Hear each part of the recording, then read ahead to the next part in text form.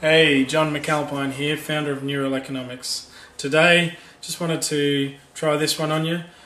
I have been thinking a lot about how I process information. I thought this may be helpful to you.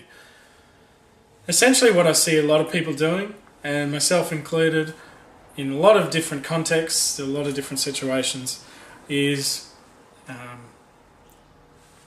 you might see something, whether it's external or internal, and then you talk to yourself about it, and then you might do something about it, or you'll get a feeling from doing it. Essentially what one of the things I teach is it essentially came from neuro-linguistic programming. It was about pulling out different representational systems. And what that in everyday language would mean is your visuals, your audios, and your kinesthetics, essentially the things that you feel.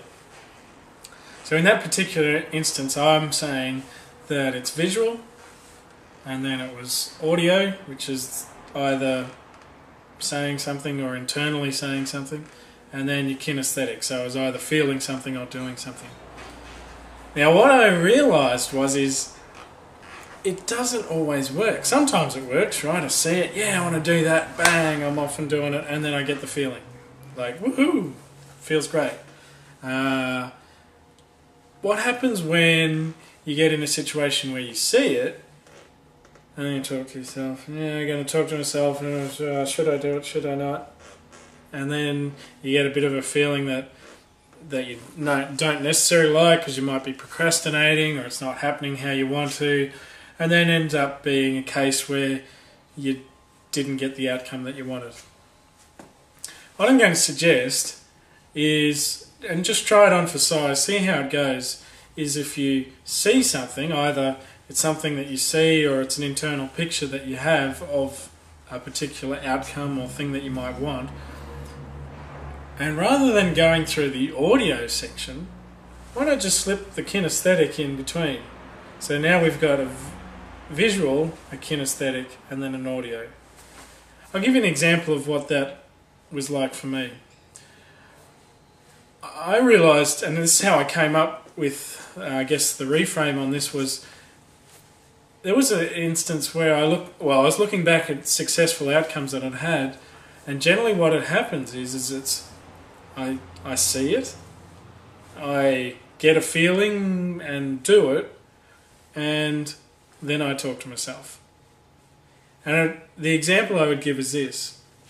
I was giving a presentation to a group of medical doctors, and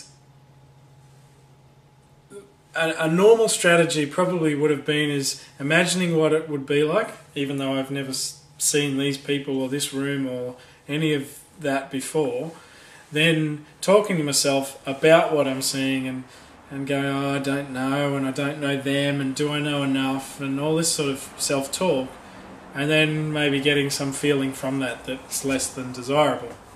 However, in this particular instance, what I did is I saw the opportunity, I then went and did it, spoke to them and presented my stuff, and then came home and I was sitting there, which is unusual for me watching TV, but I was sitting there watching TV, and midway through the show I sort of dawned on me, hang on, I just did that. It just happened, and I didn't talk to myself about it, and now all this talk was going on, going, what did you just do? What were you thinking? But the point is I'd done it. And now we were talking about me doing it rather than me not doing it. So my point being is just sometimes these missed opportunities might be better if you just stick the kinesthetic in between the visual and the audio. So see the picture, whether it's in real life or in your mind, and what you want.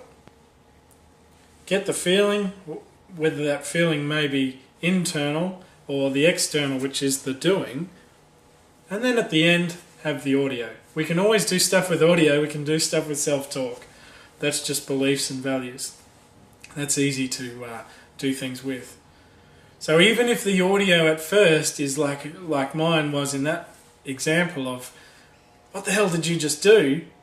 That's okay, because you've already done it. You've already achieved the outcome. You can then talk to yourself later about whether it was a good or a bad decision and what have you, and you can make that decision afterwards. But have the experience. Do it first. See it. Do it. Then talk to yourself. Now, I guarantee you, if you do that, the talk at the end will become more and more positive because you'll be doing more and more things. I tell you, it's a great way to get rid of procrastination on certain things and on the things that are most sticky. So give it a go, see what you think, and get back to me with your comments. Have fun.